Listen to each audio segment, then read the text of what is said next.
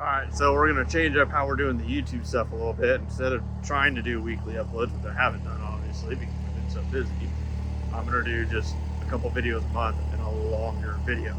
So obviously we've hired someone, his name's Abel. He's been helping out, getting us caught up, and so yeah, thankful for that. We just finished up Robbie's car, which I just did the walk around video on right now. I'm going to kind of show you what we got going on in the shop and kind of go from there. So let's get to it. All right, so starting off, we have this customer. He's in for Garrett intercooler, TPR catch can, and cam chain tensioner. This has our black kit, which we'll go over more on here in a minute. Came in for some more upgrades. This one's here for a diag, but we're pretty sure it needs a motor.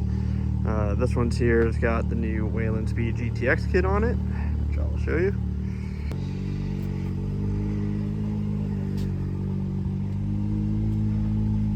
So we're going to clean up some of this, and we are going to dyno tune it. I'm not allowed to release the numbers on this, but I'll at least show you guys a video of the pole.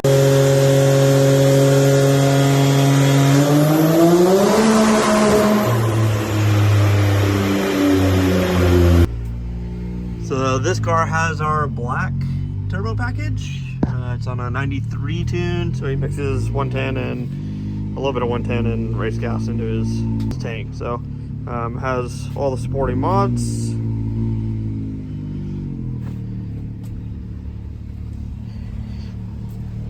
We just did the TPR valve cover, full flow coolant mod, MSD coils.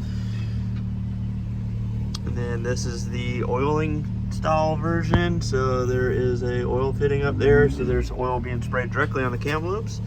And of course the TPR billet cam chain tensioner, Garrett intercooler, all the goodies. So this car makes about 180-ish on our dyno on pump gas.